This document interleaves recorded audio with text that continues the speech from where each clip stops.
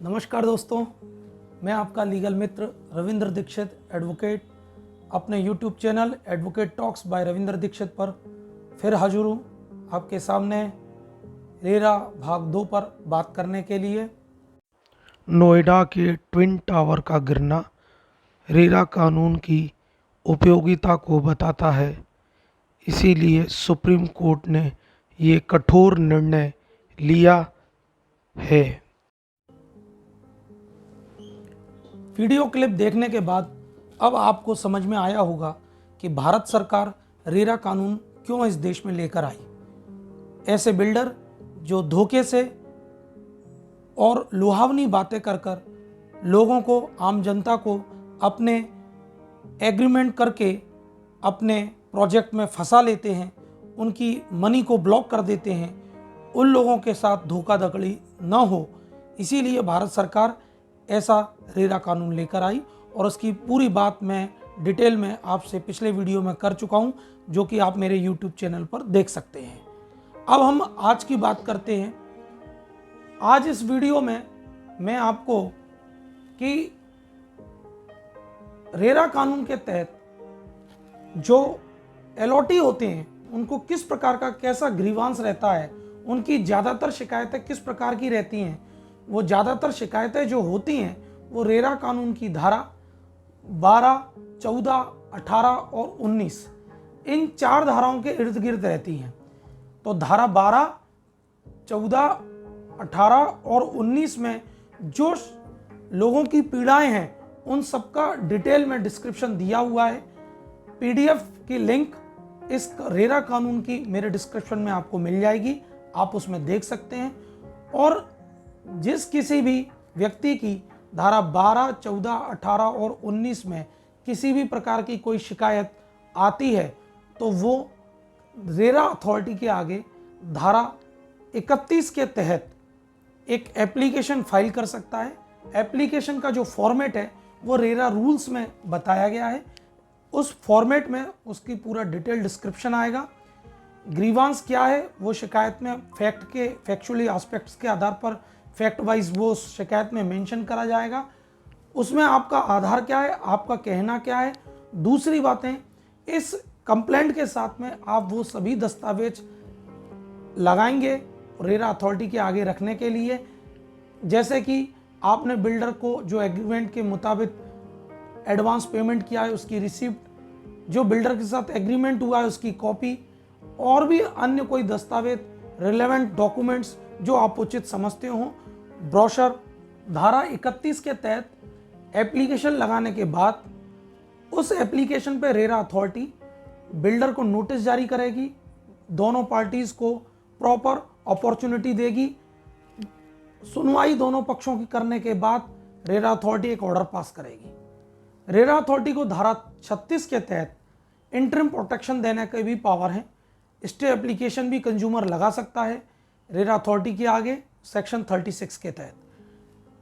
Section 31 में आदेश करने के बाद जो भी पीड़ित पक्ष है उस आदेश 31 के तहत किए गए आदेश से उसके खिलाफ वो फर्दर फर्स्ट अपील सेक्शन 44 में रेरा अपीलेट अथॉरिटी के आगे फाइल कर सकता है। फर्स्ट अपील फाइल करने की लिमिटेशन 60 डेज की है। जिस दिन ऑर्डर करेगी रेरा अथॉरिटी उससे 60 दिन के भीतर आप फर्स्ट अपील धारा 44 में रेरा अपीलेट अथॉरिटी के आगे प्रस्तुत कर सकते हैं कि आप रेरा अथॉरिटी द्वारा प्रस्तुत किए गए या पारित किए गए आदेश से क्यों पीड़ित है, क्यों एग्रीव्ड हैं, आप उससे सेटिस्फाइड क्यों नहीं हैं, आपकी या जो कंप्लेंट है उसको पार्टली अलाउ किया है, पार्टली रिलीफ आपको नहीं दी गई है। तो ये सब बातों के आधार पर आप फर्स्ट अपील फाइल कर सकते हैं। सेक्शन 44 सब क्लॉज 3 में आप स्टे एप्लीकेशन भी फाइल कर सकते हैं फर्स्ट अपील में, और स्टे की डिमांड कर सकते हैं, इंटरिम प्रोटेक्शन मांग सकते हैं। सेक्शन 44 में दोनों पक्षों को सुनने के बाद रेरा अपीलेट अथॉरिटी ऑर्डर जो पास करेगी उससे जो भी पक्ष अपीलांट या रेस्पोंडेंट, जो भी पीड़ित होगा, जो भी सेटिस्फाइड नहीं होगा, जिसके खिलाफ ऑर्डर हुआ होगा या जिसकी पार्टली अपील अलाउ हुई होगी, पार्टली रिलीफ नहीं दी होगी, तो ऐसे ऑर्डर के खिलाफ, ऐसे फर्स्ट अपील के ऑर्डर के खिलाफ सेकंड अपील सेक्शन 58 में फाइल की जा सकती है, जो कि कंसर्निंग हाई कोर्ट में फाइल की जा सकती है। उसकी लिमिटेशन भी 60 दिन की है। With in 60 days you can file the second appeal before the concerning high court.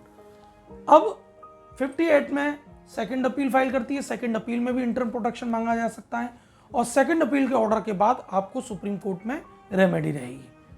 अब सवाल उठता है कि 59 से लेकर 64 में ऑफेंसेस और पेनल्टी का प्रोविजन रेरा कानून में दिया गया है कि 10% या 15% प्रोजेक्ट की टोटल कॉस्ट तक, किन्हीं किन्हीं मामलों में 10% और किन्हीं मामलों में 15% तक जो है रेरा अथॉरिटी को जो है कॉस्ट इंपोज कर सकती है, पेनल्टी लगा सकती है।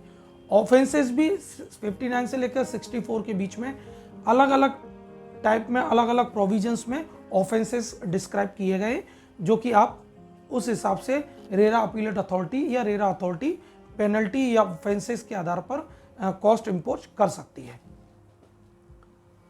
हाल ही में नवंबर 2021 में ऑनरेबल सुप्रीम कोर्ट ने 3 जजेस जो बेंच थी, उन्होंने एक जजमेंट पारित किया, जो कि बहुत इंपॉर्टेंट और लैंडमार्क जजमेंट है। उसकी डिस्क्रिप्शन, उसकी लिंक मैं अपने डिस्क्रिप्शन में दे दूंगा, आप उसको देख सकते हैं।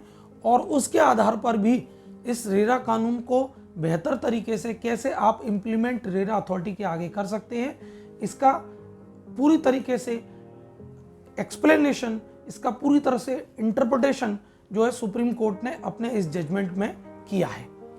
तो मैंने आपके सामने रेरा कानून के बेहतर उपयोग, बेहतर एग्जीक्यूशन और बेहतर तरीके से इम्प्लीमेंटेशन करने के तरीके को आपके आगे रखने का प्रयास किया है। यदि मेरा ये वीडियो आपको अच्छा लगे तो इस पर कमेंट करके अपने सुझाव दें। मुझे समय समय पर ये बताएं कि आपको किन लीगल इश्यूज़ पर फ्यूचर में जानकारी चाहिए, किन पर आपको मेरी एडवाइस चाहिए, आप बता सकते हैं।